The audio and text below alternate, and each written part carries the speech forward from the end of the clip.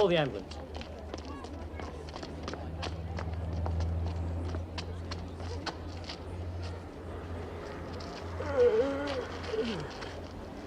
My God, this man's still alive.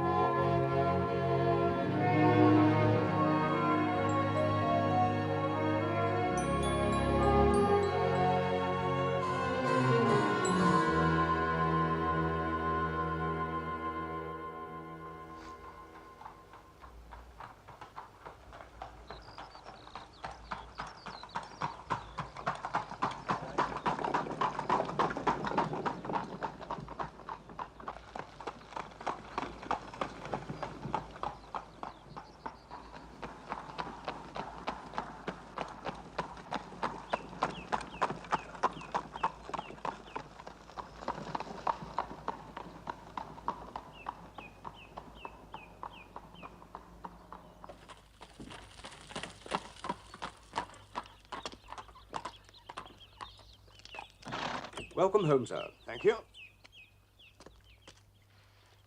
Here we are, my dear. Mason, this is Miss Wheatley. Ma'am. Miss Wheatley's room is prepared? Yes, sir. Splendid. Be a good fellow and take her bags up, will you? And Master Clive and Miss Christina, they're here? In the library, sir. And Master Giles, too? Yes, sir. Fine. Fine. Now, I can assure you, my dear, there's absolutely nothing to be nervous about. They'll take to you. Of that I'm convinced.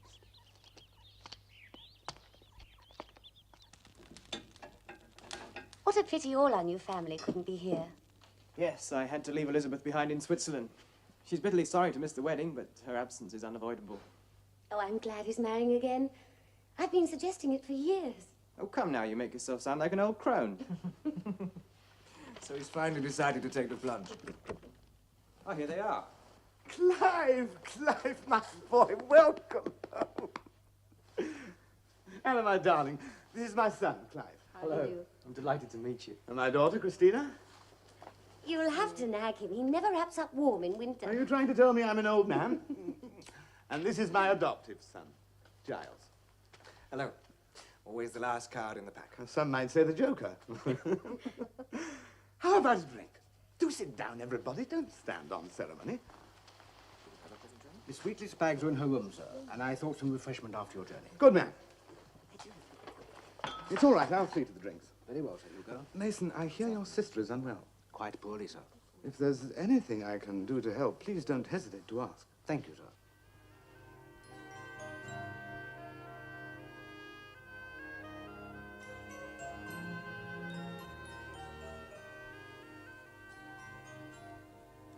They've taken you to their hearts. I was naturally very anxious to make a good impression. And what impression did my progeny make on you? Christina is delightful. And already spoken for, I suspect. She and Giles. They seem devoted to one another. They'd have me believe they're mere acquaintances. And what did you make of Clive? He has your sense of humor.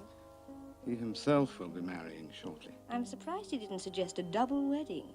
We'd steal his thunder, and he knows it.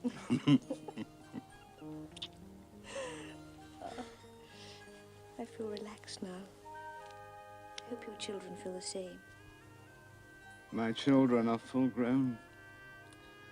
They'll all be going their own separate ways before very long. Then I will give you children, Hugo. Nothing would delight me more. Dearest Anne. The time? You'll be late, and you've said the meeting can't start without you. I'll not be away for more than a few hours. Psychical research. How long have you been involved in it? Some years now. And your photography? Early days. Are you as reticent with Christina about your work as you are with me? It is not something that would interest you particularly. Everything you do interests me. What exactly do you photograph? You wouldn't believe me were I to tell you. Try me. I think not. Darling, is something wrong? Nothing. I'm sorry, I shouldn't have asked. Very well, in all fairness, I ought to tell you. You will think it preposterous, if not positively macabre. I can think nothing unless you explain. My colleagues and I Sir Edward, whom I've met. photograph the dead. A smudge here.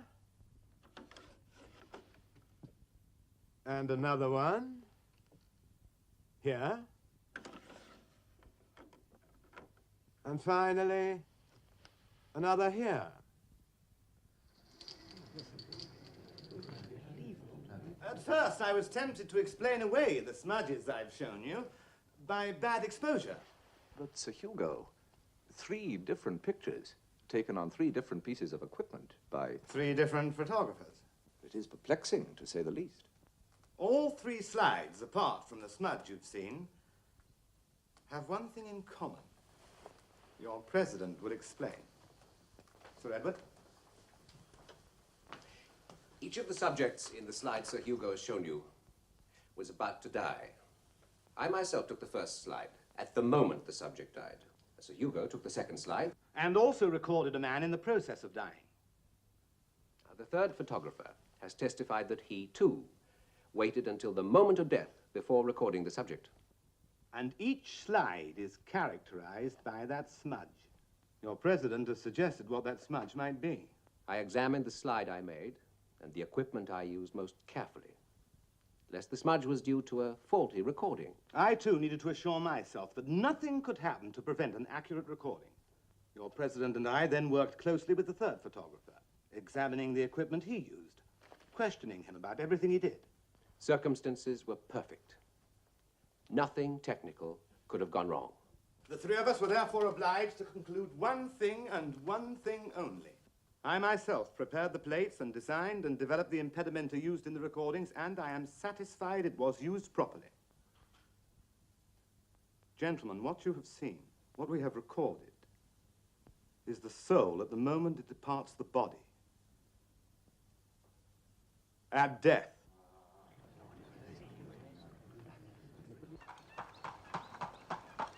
You don't really believe that, Father. You can't photograph the soul, given it exists. What were those smudges? Thumbprints, I suppose. Probably. I've always taught you to keep an open mind, but little did I know you'd turn out to be such a skeptic. I'm cautious, that's all. Wary about claims made by researchers into so-called psychic phenomena. When do you return to Switzerland? Elizabeth is expecting me in a fortnight's time. You've chosen wisely. She'll make you a fine wife. And you and Anna, you're ideally suited. Good evening, sir. Oh, Mason, about your sister. I don't want you worrying about money, so refer the doctor to me. That's very kind of you, sir. Thank you again. Tell Miss Wheatley I'm home. Very well, sir. Father, you're generous to a fault. We Cunninghams have our obligations. For 500 years now, we have enjoyed enormous privileges. Privilege means power, and we must never abuse that power. We're in the midst of change, and we must ensure that change is for the best. How do we do that? By peopling the parish with successive little Cunninghams to ferret out the mischief makers and bring about social reforms? And why not? I'm sure you and Elizabeth will have no objection to making your contribution. I suppose your father will approve of our engagement? Well, of course he will. But I think you'd better say nothing until after he and Anna are married.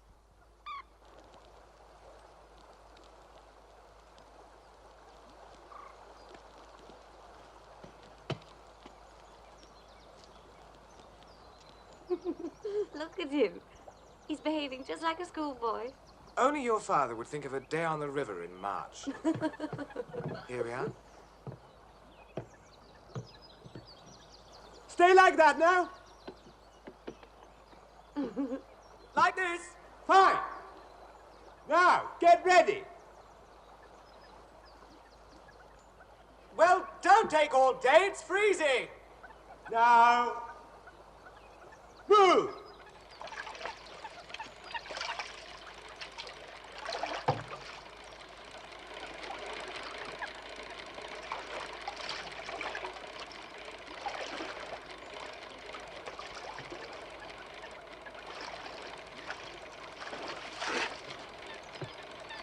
All right.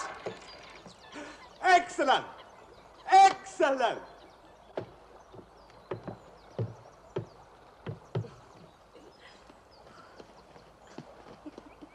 Phew. I'm not very good at that, am I? Thank you. Let's hope it works a second time.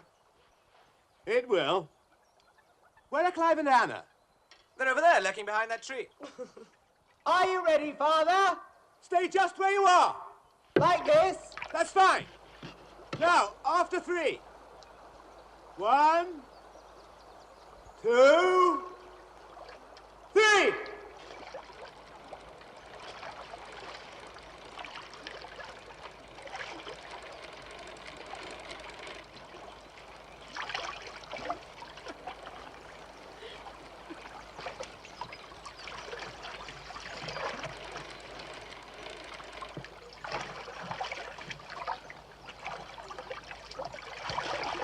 The pole's stuck. Clive! Mind that branch!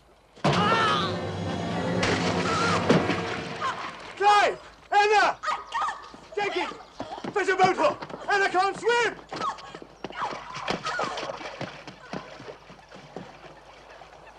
God, no! I can't see them. The water's as black as night.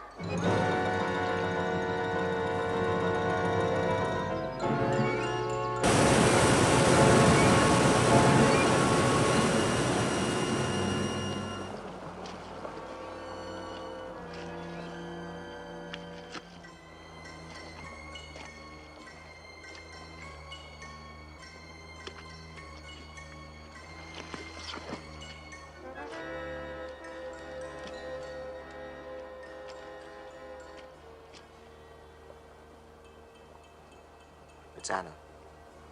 We've had to call off the search.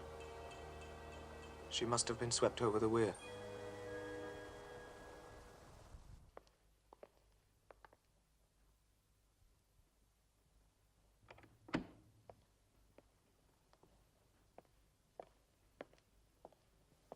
What are you doing? Why are you working so late?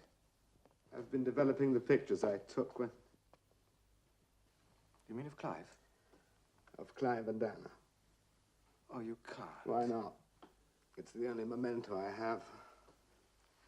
I must see them again. I must see them now. Turn down the light, will you?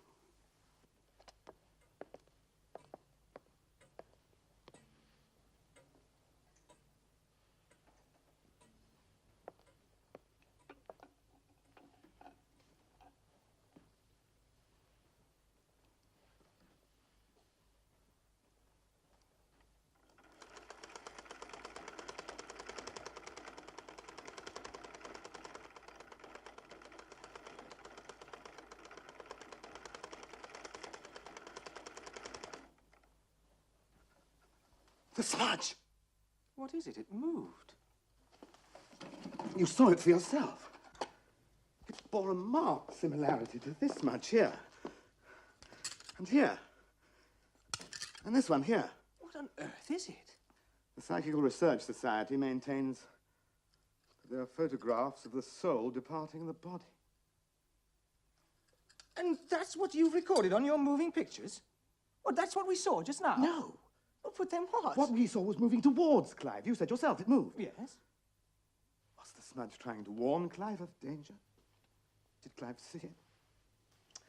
Did he know he was about to die? I must find out. How can you? It's impossible. I have to take another photograph. Of what? There is a widely held belief that a dead man retains the indelible image of death. That's superstition. Possibly. I have to photograph Clive. Now, after all this time, after 2 weeks. Not a pleasant task, but one I cannot neglect. But even if that belief turns out to be true, what do you hope to achieve? I've got to determine the true nature of what we've just seen. On that sheet and on those slides. By photographing the remains of your dead son. I can't imagine I've got to know if Clive knew he was about to die. I shall go out of my mind if I don't know. And you expect me to help you? I beg you, Giles.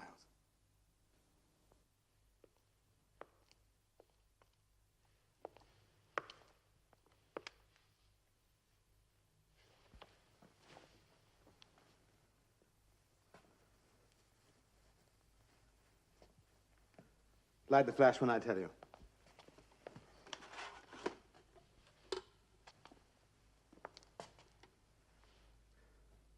Now.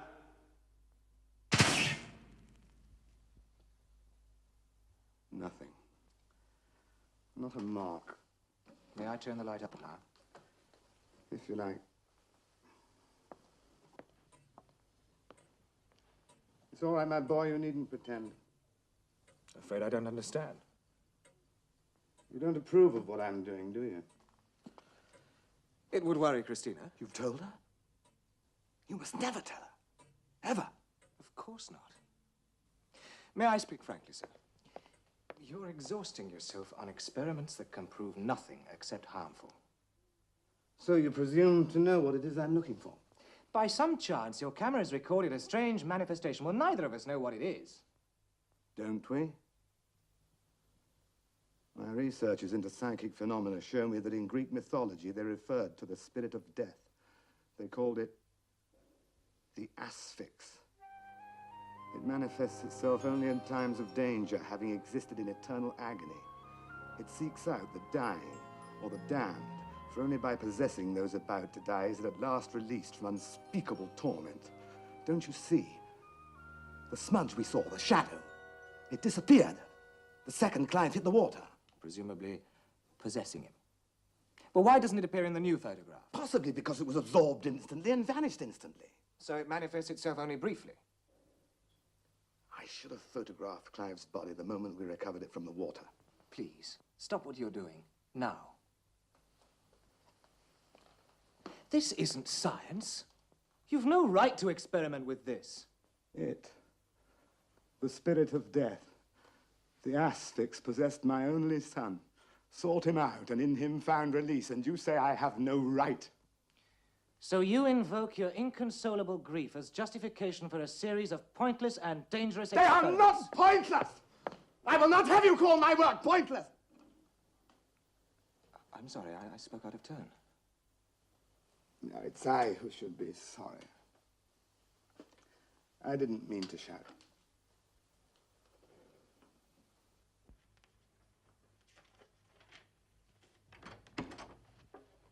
Sir Edward Barrett.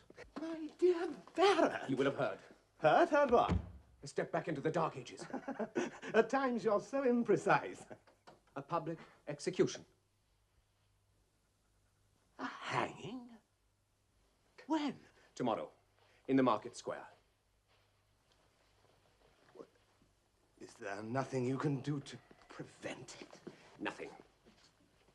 With all due ceremony, the authorities will intone a prayer, ritualistically snap a man's neck, and then leave him hanging there, lifeless at the end of a rope. I dare hardly believe it. There hasn't been a public execution for years. Who ordered it? Judge Hall. As an example, he says, necessitated by the appalling increase in crimes of violence. Oh, the reform movement has pleaded for clemency. Deaf ears. Hugo, I want you to record it. You mean photograph it? Photograph a hanging? So that the whole barbarous spectacle is put on record. What?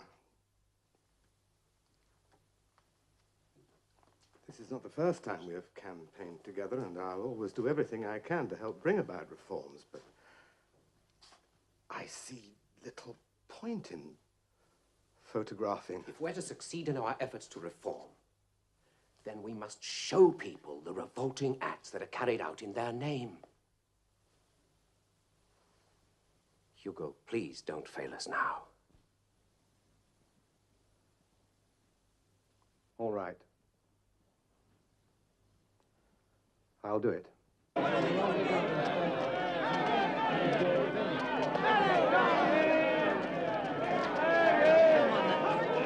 right back, come here. Now get right back, come on, get right back. Get back. Now get back. Get back. Join me in stamping out legalized murder.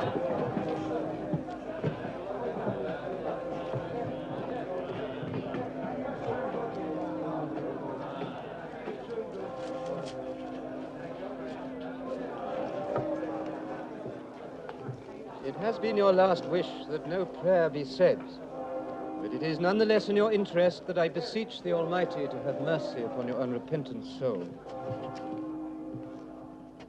Such persons as stood convicted of notorious sin were put to open penance and punished in this world, that their souls might be saved in the day of the Lord, and that others, admonished by their example, might be the more afraid to offend. Stop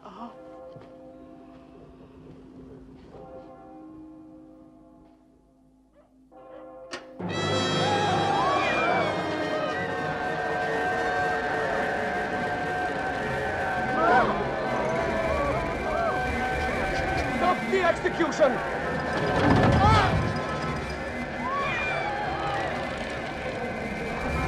Cut him down! Let him go. We must be innocent. Enough! That is enough!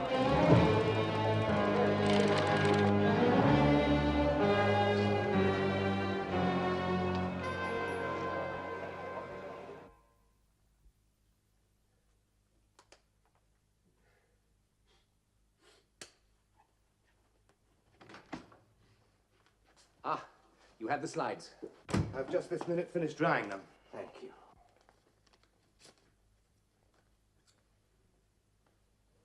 These will be most useful to the movement. Both slides and moving images. Moving images? I don't understand. I mentioned before I've invented a device whereby I can record moving objects. Then we must show both sets of images. No. The moving pictures I wish to keep for my own private purposes.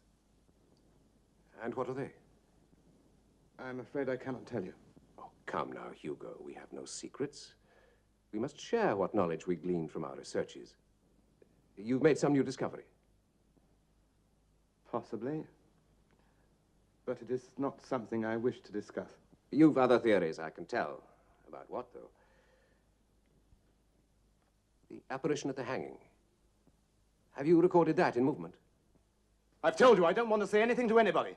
Until you're absolutely certain, of course. Perhaps. But Hugo... That is all.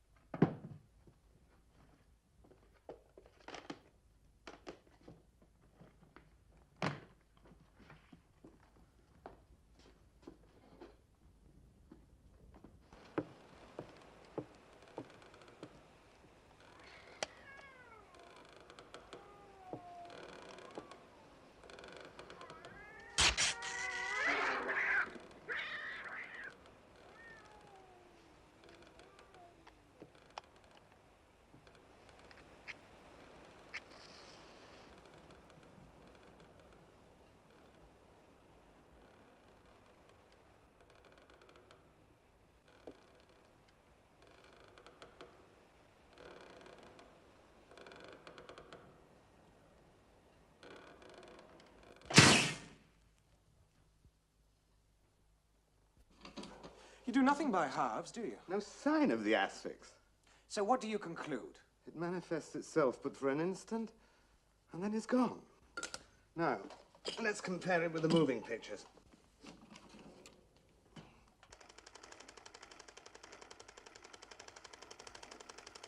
Good grief.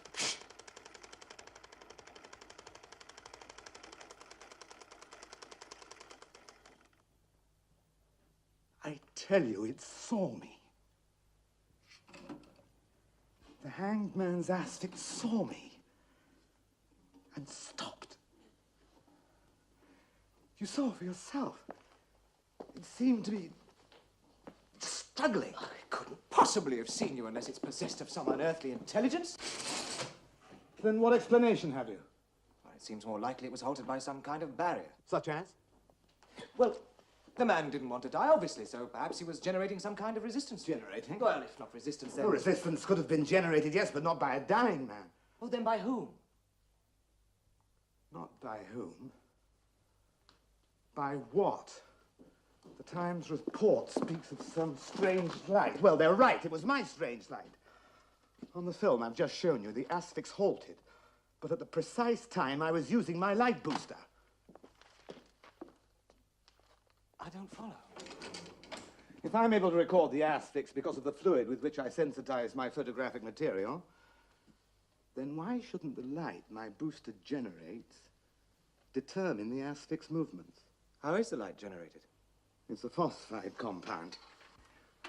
When I press the trigger, it releases accurately measured droplets of water onto these crystals, generating a brilliant beam of... Blinding blue light. So, your curiosity is getting the better of you after all. Well, it was you who taught me the value of an inquiring mind. So tell me, what exactly are you up to? When I've put my theories to the test, I might tell you. But you must make me a promise, not a word to Christina. Oh, I really think you ought to take her into your confidence. She'd never even begin to understand. Very well. If you think it's in her best interest to say nothing, of course you have my word. Good.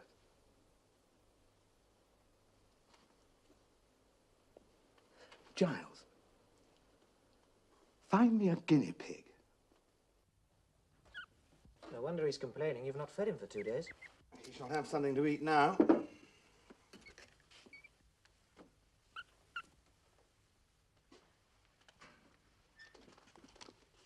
Come along, boy. Food. You're going to kill him? I know what I'm doing. Now, let's line our little friend up. Get him into focus.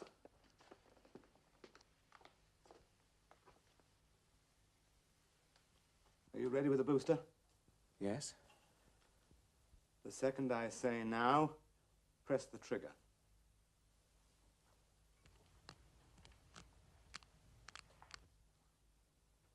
Now!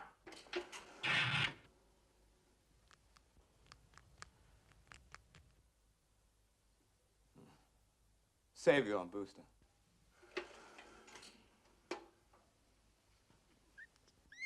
The booster! Turn on the booster! There it is. There's its asphyx. Turn off the light. You'll be able to see it better.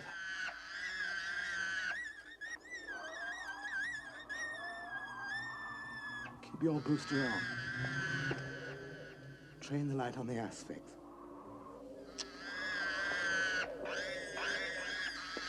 There. At the left-hand corner of the cage. Now, the next step. I've got to try to transfer the asphyx into this container. Do exactly as I tell you. Now, carefully, very carefully, bring the beam across towards this box. I'll try, it's not easy. Then take it slowly, very slowly.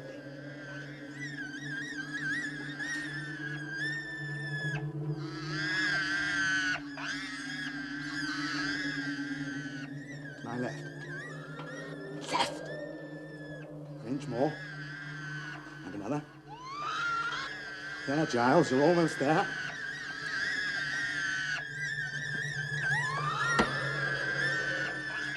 mention more. Spread. They won't merge. They've got to merge. One seems to be rejecting the other. One of the Asphyx seems to be the dominant one, the stronger. Just keep your booster on.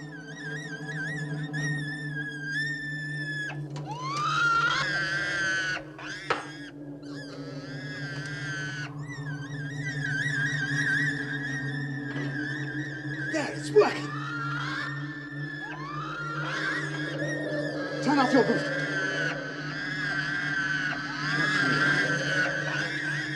Watch your man.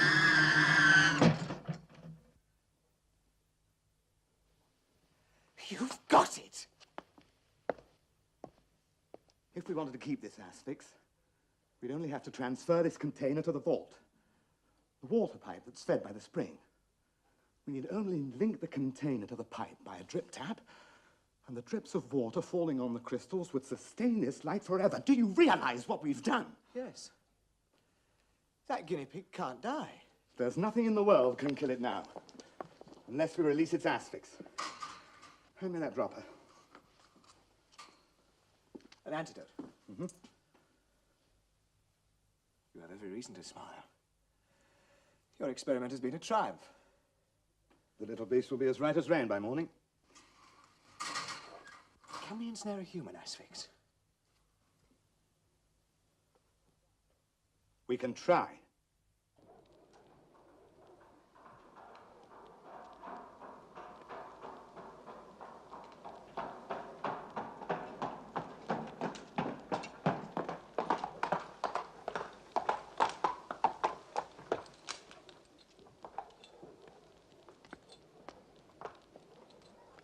Wait here. Yes, sir.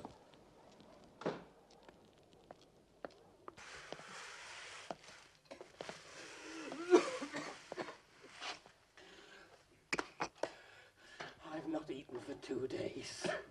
Why have you kept my food from me? You deserve to be punished. Because you can read and write. You got these registered protests about conditions here, didn't you? You got me into trouble, didn't you? You think yourself better than me? At least I'm strong enough to work and earn a living. I need a doctor. Please, get me a doctor. You get down on your hands and knees, or there'll be no bed for you tonight. Oh, so you go. Well, what can I do for you, sir?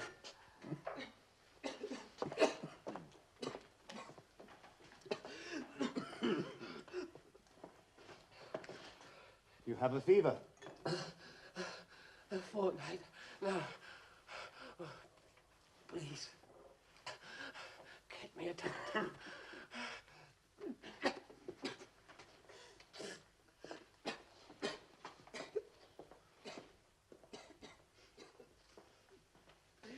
This man is desperately ill. He is to come with me. But Sir Hugo, you can't possibly...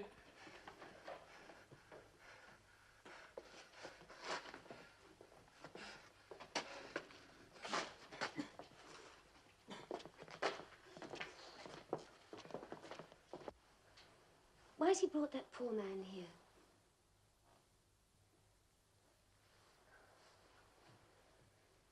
Where does he come from? The institution from which your father took me.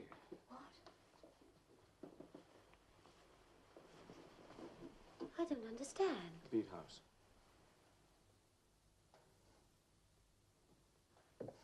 Bead house? Yes. Yes, I'm a foundling on a doorstep. I could be... any... No, I'm no match for you. Why should that stop me loving you? Perhaps in time it might. No.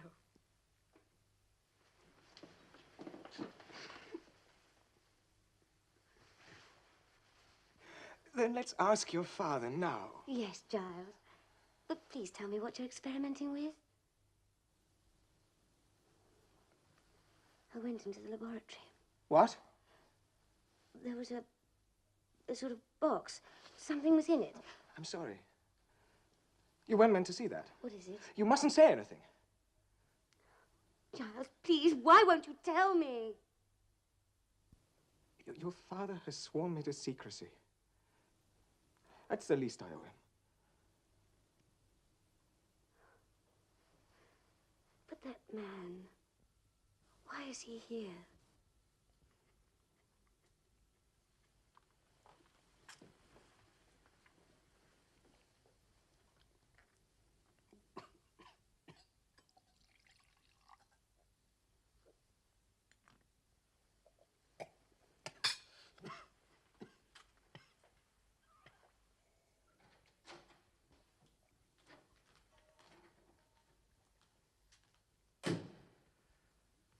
So, do you agree to my proposals?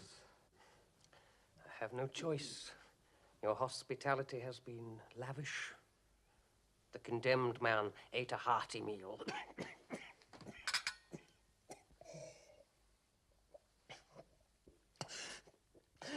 What did the doctor...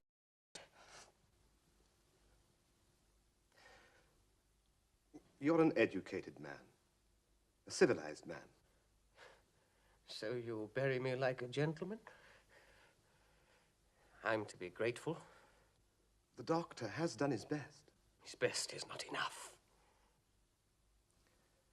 It's tubercular spine. And the tuberculosis... Tell me? ...has spread to your lungs.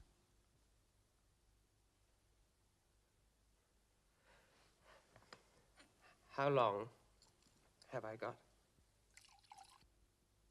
A day? Perhaps two. If you've no objection, I should like to go to my bed. Giles here will help you. I need no help. I've slept in hovels and doorways, but never, I confess, amidst the paraphernalia of a laboratory. But if that is my lot, who am I to question the wisdom of my maker? Before I go, I would like to ask one thing. And what is that? When I'm dead, spare me the dissecting table.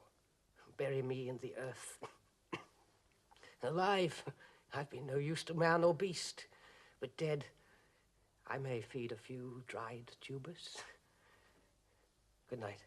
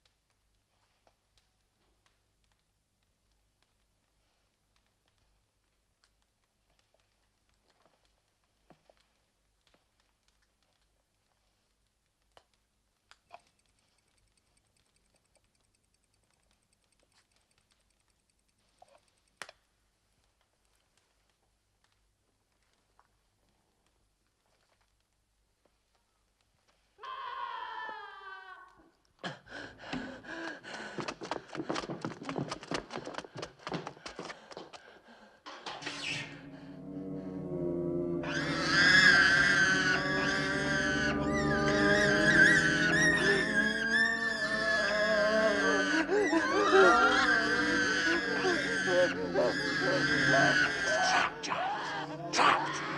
Release it. He's in agony. But first we must seal it off to prove it can be done.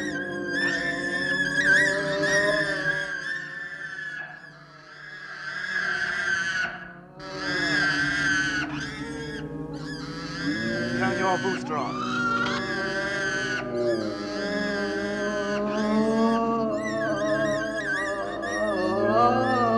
Turn the box towards the Asphyx.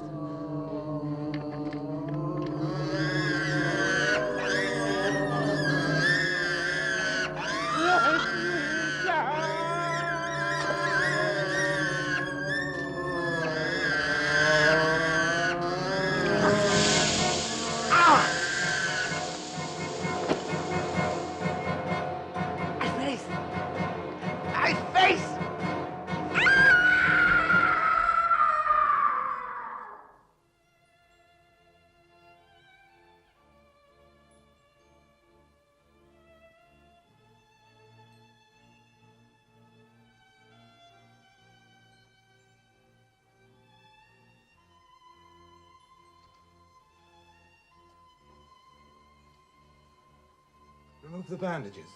The doctor Now. said... This moment. Please, Father, be patient. Let the doctor remove the bandages. Leave me, child.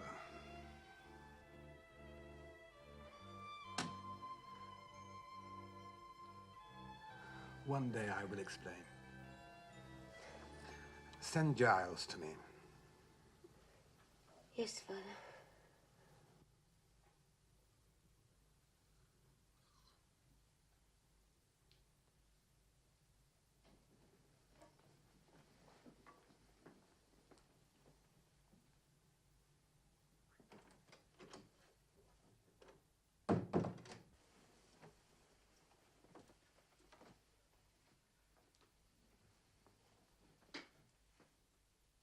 You wanted to... Ugly? Yes, but I'm not required to look at it. You shouldn't have removed the bandages. It handicaps me in my work, and my work cannot wait. Yes. You mean your real work. The true nature of your experiments.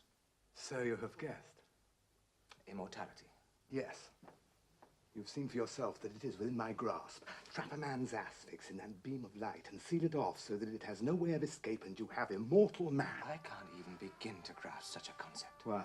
Because of the time it would take. The duration of a mere heartbeat. The blinking of an eye, so vast as eternity, having neither beginning, nor middle, nor end. But why pursue immortality? I once told Clive we are in the midst of change, and we must ensure that change is for the good of all. Well, once immortal, one could govern the course of events perpetually, and with the wisdom of each successive age and civilization. Sir, you've lived a fine and honorable life. You have responsibilities, yes, but one of them requires you to know when to relinquish power. Giles, I need your help. I want you to summon up my own asphyx, to trap it, and put it in the vault next to my son. Think of the future. Imagine your grief when Christina predeceases you. You give me an idea. What? You love Christina, don't you? Yes. Should you approve, we'd like to marry. I had expected that.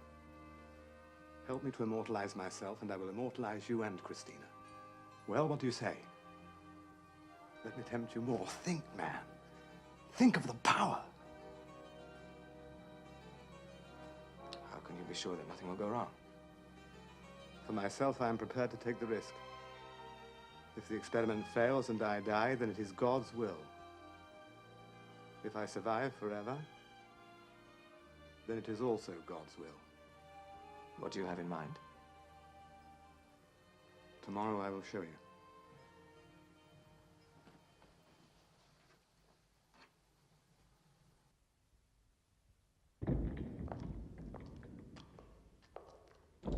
Let me explain. The experiment works. You and I will seal off my asphyx in here. Giles, I want you to order me a lock for the door of the vaults. A lock for which there is no key. A lock that will make that door impregnable. A combination lock? Exactly. I must ensure that my asphyx cannot escape, and that I must never be tempted to release it. The number of the lock you will write on a piece of paper and put in my desk. When I am immortal, I will destroy the paper. And should the experiment fail? And I die? Then it is here I wish to lie alongside Clive. In the event of my death, you will take a letter to my executors. You'll find it in my bedroom. Do you understand? Perfectly.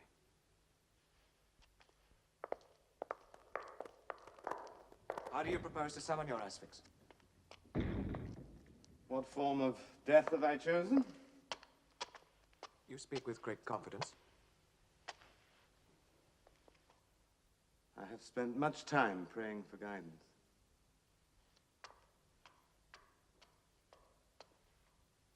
But what method?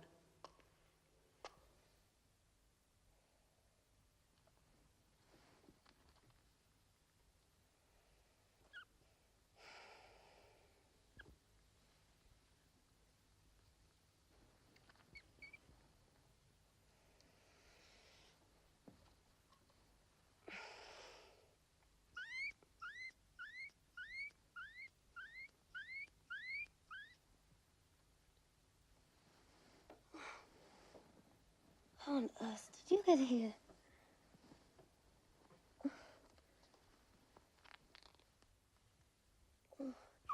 What's the matter?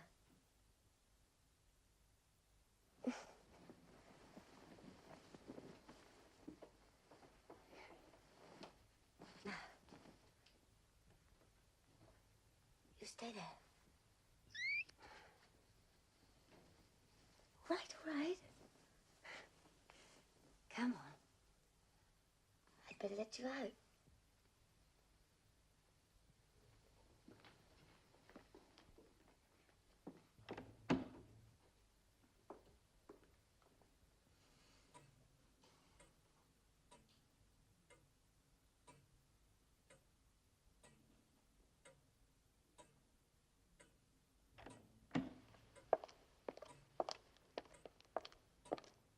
I have built a small lever in the side of the chair so that I may increase the current while you operate the beam.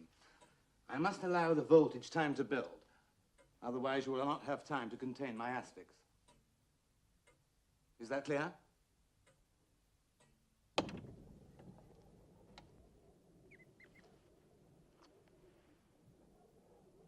Off you go, then. Off with you.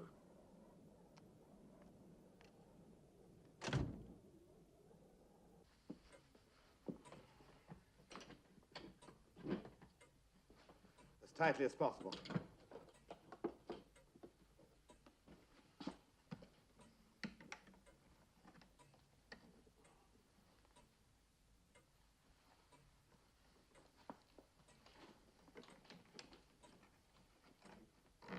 Now, take the straps and fasten them. Across my thighs and across my chest.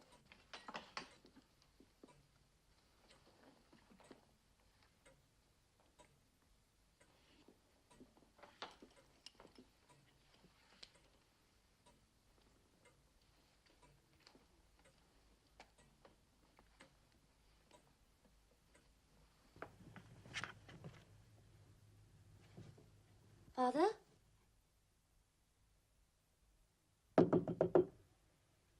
Father, are you asleep?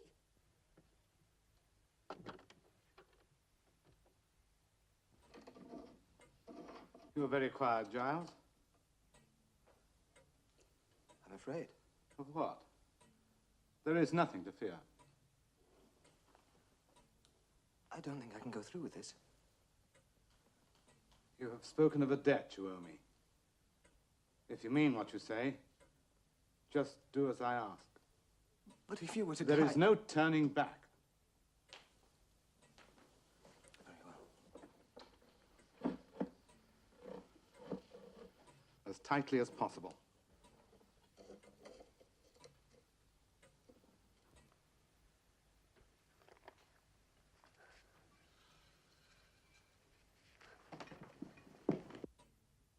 Are you ready with the booster? Yes. There are enough crystals? I've allowed for the widest possible margin of error.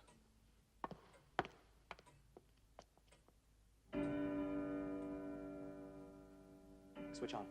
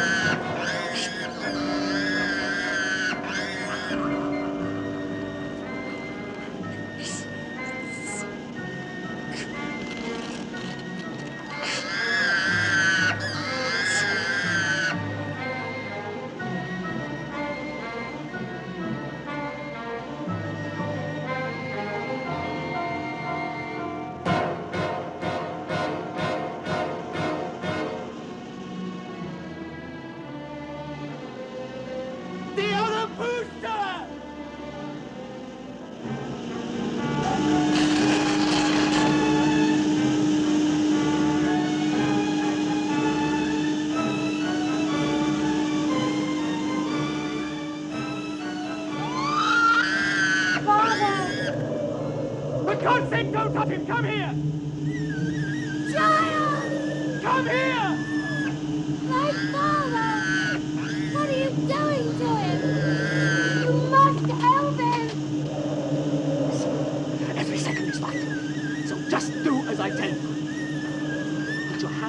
on this trip. Whatever happens, don't let go. Is it all right? Yes, I think so. Now, you're going to swing your light on its pivot. By doing so, you govern its movements. Now, slowly, slowly. Swing your light towards me. Towards this light.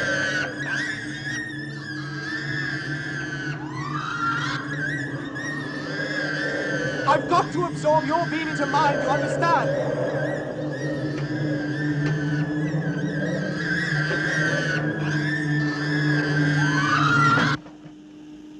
I've got it.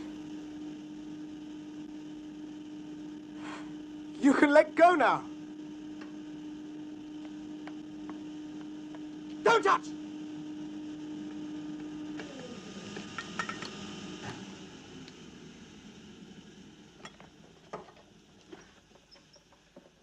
Father! He's going to be all right. Father, it's me. It's Christina.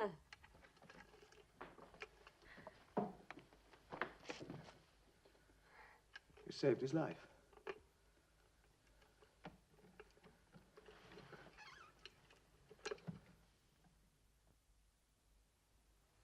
Giles? Giles, that thing in the box. He'll sleep until morning. In 2 or 3 days, he'll be fine. We were conducting an experiment with electricity. It got out of hand. You're not telling me the truth. Very well, come with me. Ought we to leave him?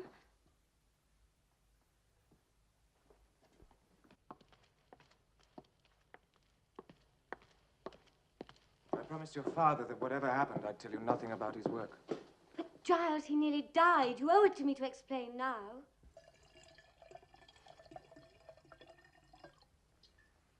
Help me with this.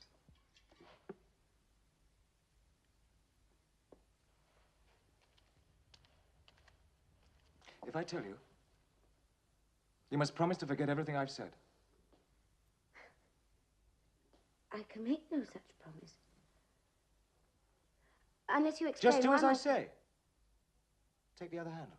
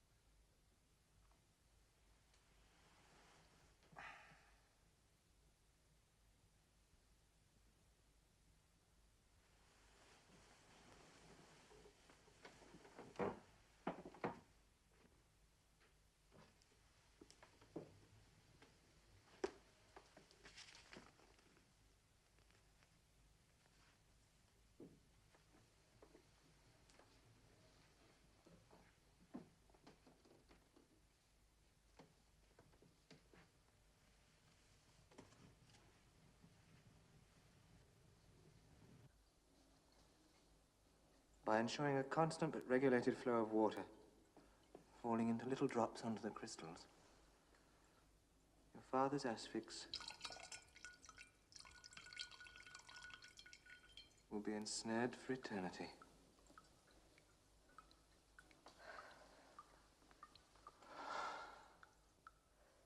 Then, whatever happens, he cannot die. Never.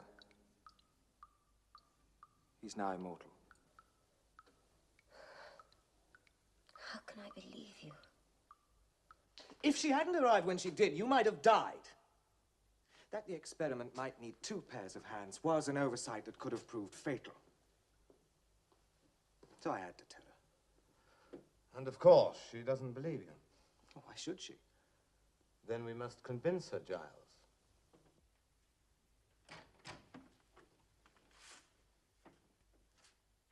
I've just taken your father to the station. He's gone to London with Barrett to give a lecture to the Psychical Research Society. Oh. When will he be back? Later tonight. Then we have an evening together. You seem upset. No, Giles. You're not telling me the truth, Christina. There's nothing I'd hide from you. Christina, my darling, if something is causing you anxiety, you mustn't hesitate to tell me. Very well. I'm afraid for my father. Afraid? Why? Because he's immortal? Yes, because it's wrong. Your father believes his experiments are only for the best. How can they be? You should realize that none of us was ever meant to be immortal.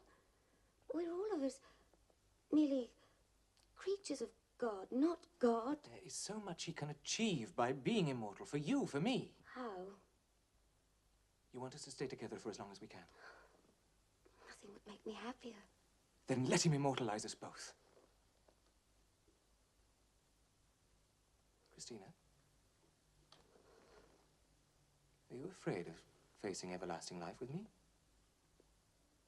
Oh, if only I could believe. Truly believe it was possible. Your father is a brave and brilliant man. He will prove to you that immortality is possible. Giles, how? Tomorrow I will show you. You must tell me now. Tomorrow. It's time for dinner.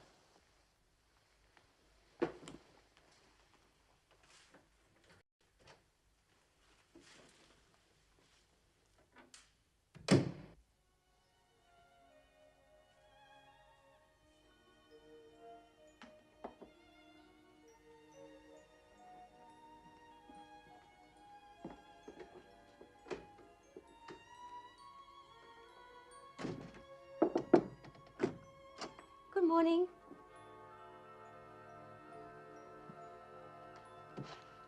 His bed's not been slept in. He's all right. Tell me where he is. Come with me. Why did you lie when you said he'd gone to London? There's nothing to fear. I am afraid, don't you understand? Your father and I will put your mind at rest.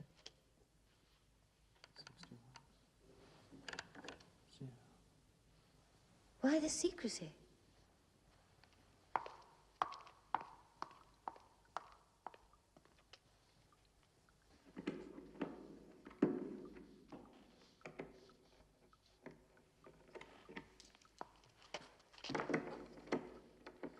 Fetch me a glass of water, will you?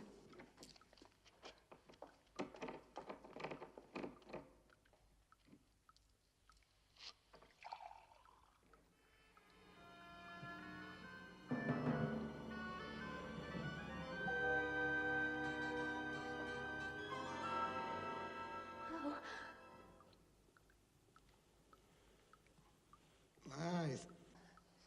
My eyes. Put the lamp down.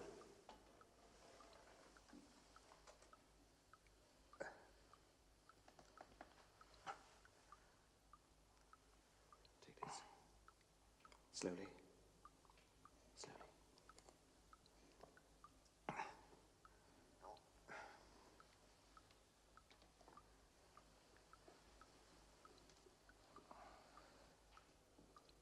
Your father's quite safe. This coffin was airtight. He's been shut in it all night, and he survived. What further proof do you need?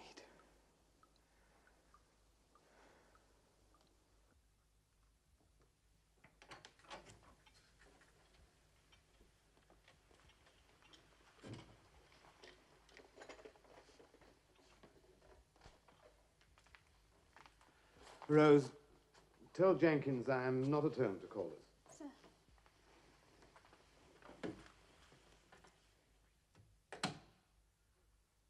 Well, Christina, have you decided? I'm still uncertain. Giles has told me that you would like to marry. That is so. Then you have my blessing. Father, thank you.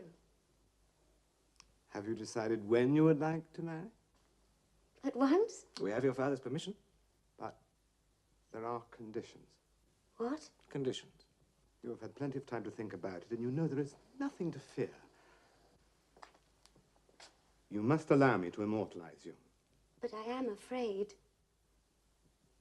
Unless you overcome your fears, there will be no marriage. How can you? How can you? Christina! Please leave us. I wish to talk to your father.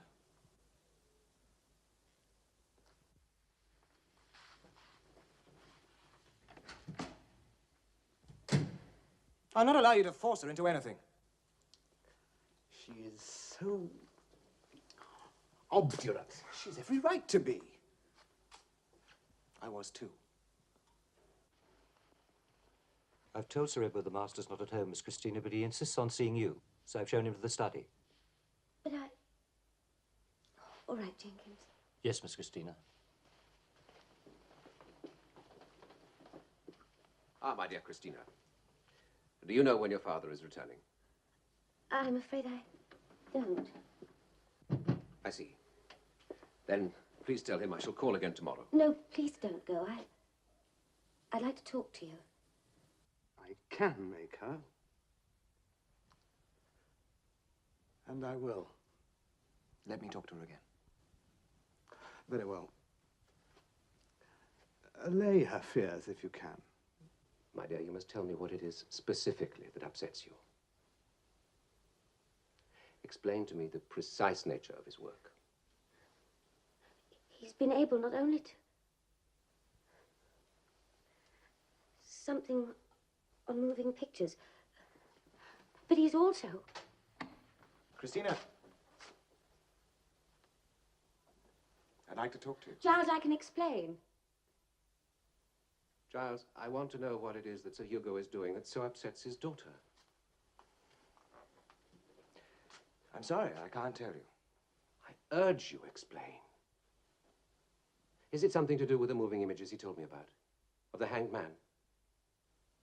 And what has he recorded? What does it show him? What has he discovered?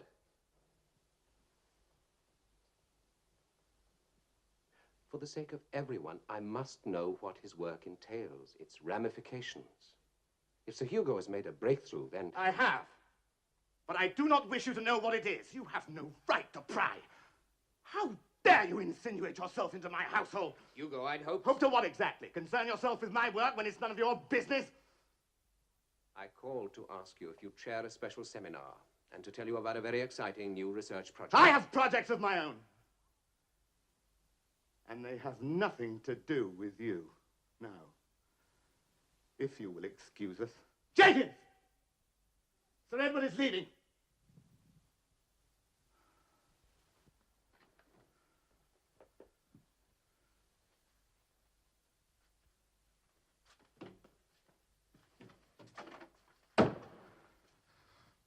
What did you tell him?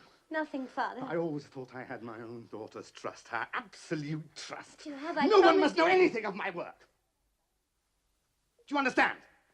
I only said that you were making yourself tired. I am not tired, merely impatient. Well, have you made up your mind? She's in no condition to decide anything now. Ever since Clive died and my beloved Anna, I've wanted only to ensure that the Cunningham line should be continued. But if it has come to nothing... Do not question me. I want you to marry Giles. I want you to have children. I will immortalize you all. The Cunningham shall survive forever. Having lost Clive, your brother, I must never lose you. Then I will do whatever makes you happy. Christina, my dear, you must try to understand, if you can, what compels me. I do, Father.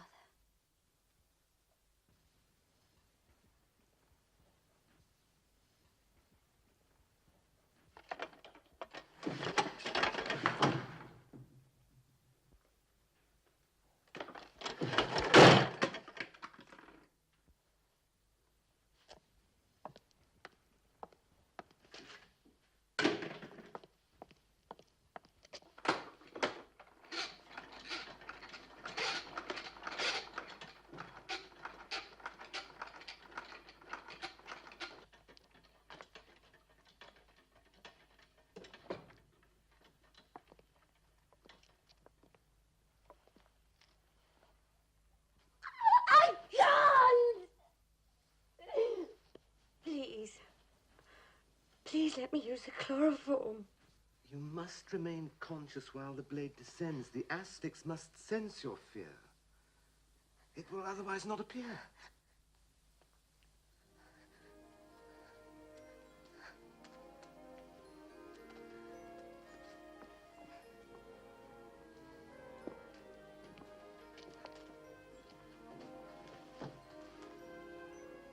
Your father loves you, and I love you.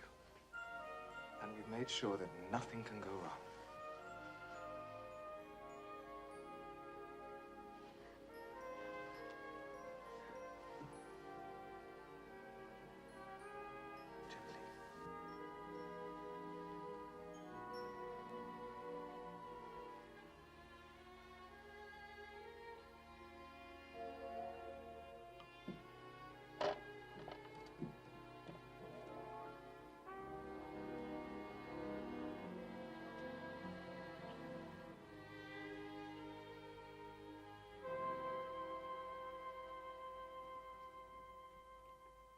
As a precaution, I have linked the drip taps direct to the water main by this rubber pipe.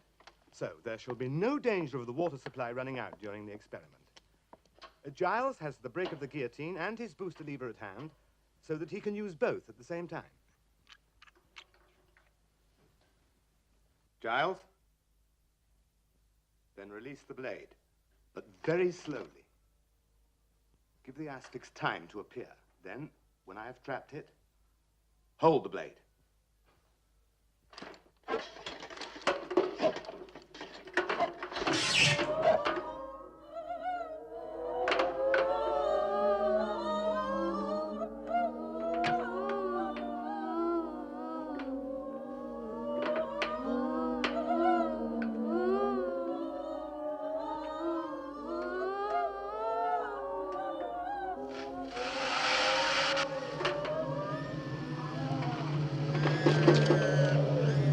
More crystals!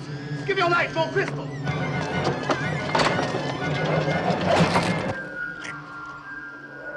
It's failed. It's failed.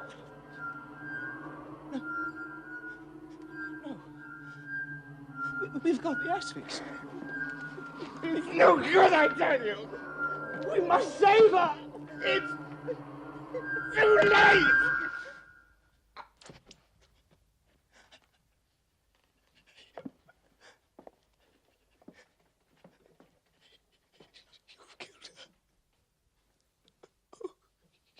Killed Christina.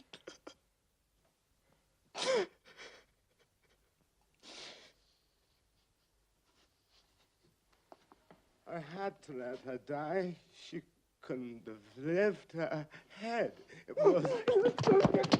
You.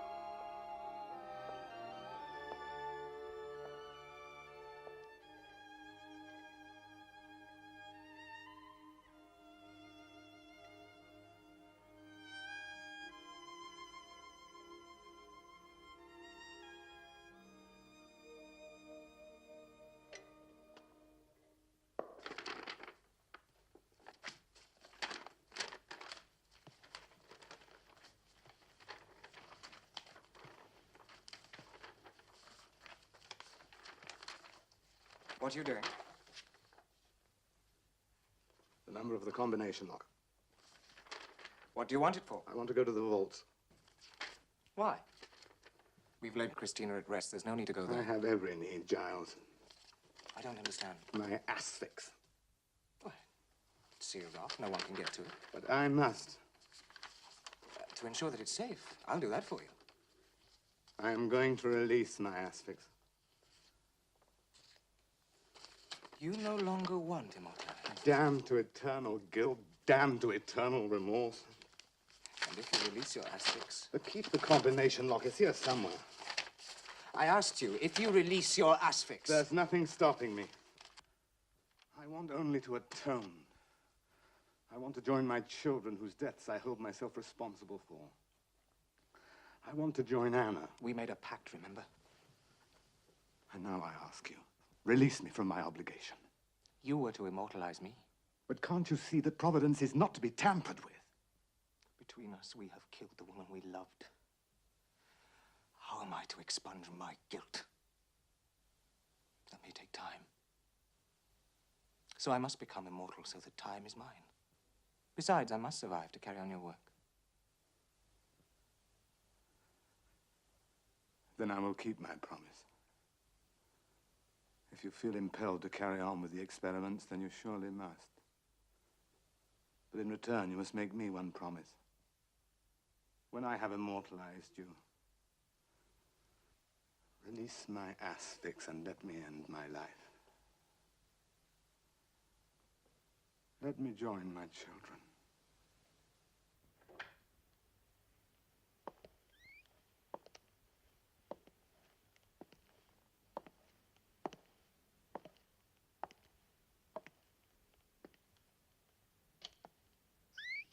Hello.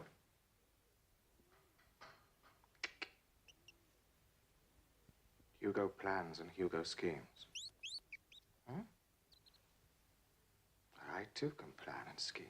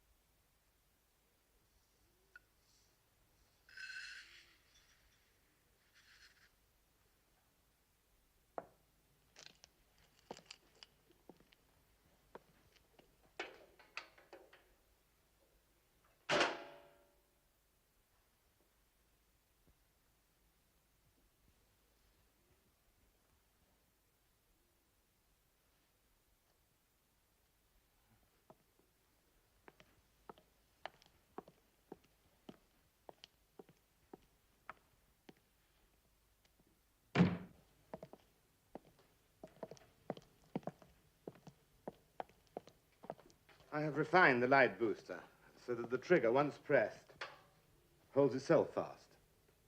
It is then safe for me to attend to the second booster. I've done that. I've What? renewed the crystals. Oh, I've been patient. You must not forget your promise to me, Giles. Rest assured, everything will go as planned. Don't fail me as I failed Christina. The number of the combination log. Is it in my desk? I'll go and look. Don't worry. If anything should happen to me, you'll find the number written in this envelope.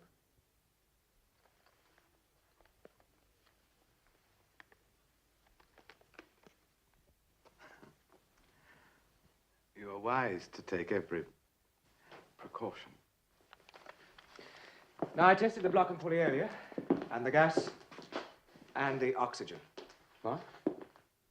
Well, once I'm in there, it may take you some time before you can hoist it up and release me. So if anything does go wrong, God forbid, you can turn off the gas and feed through the oxygen.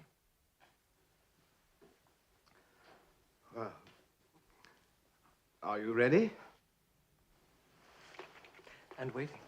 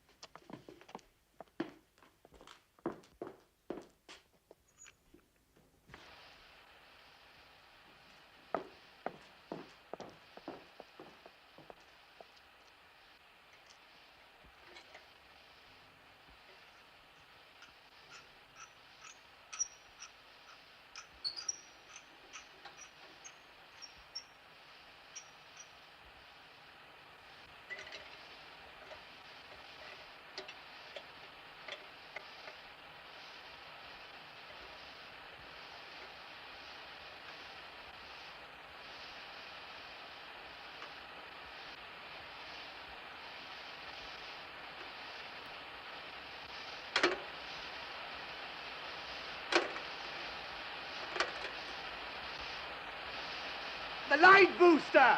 It won't work!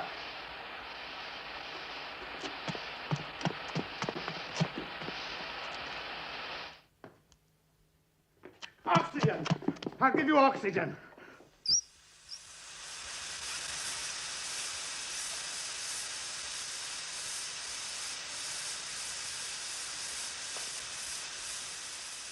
Christina.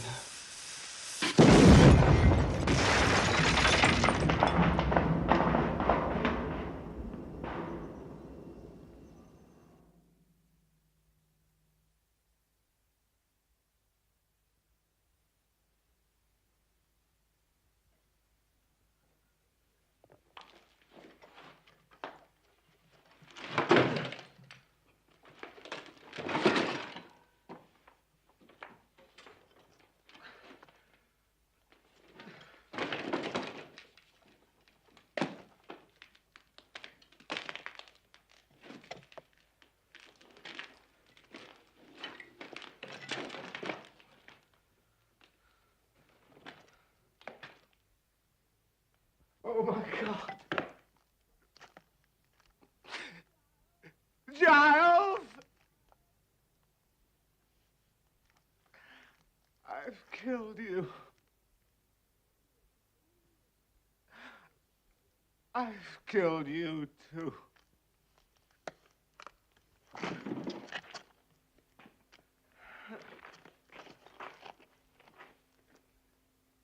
We made a pact, remember?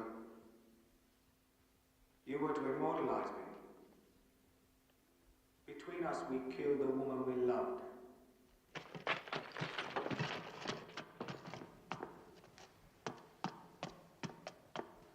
My Asphyx. My Asphyx. We killed the woman we loved. How am I to expunge my guilt? That may take time. So I must become immortal so that time is mine. You were to immortalize me. How am I to expunge my guilt? That may take time. Time. I only want to atone. I must survive. I must be immortal so that time is mine.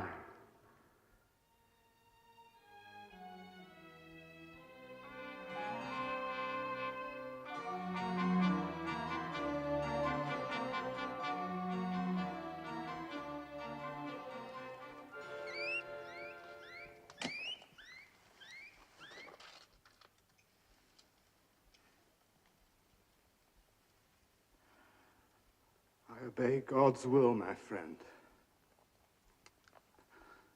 My only friend. My eternal and everlasting friend.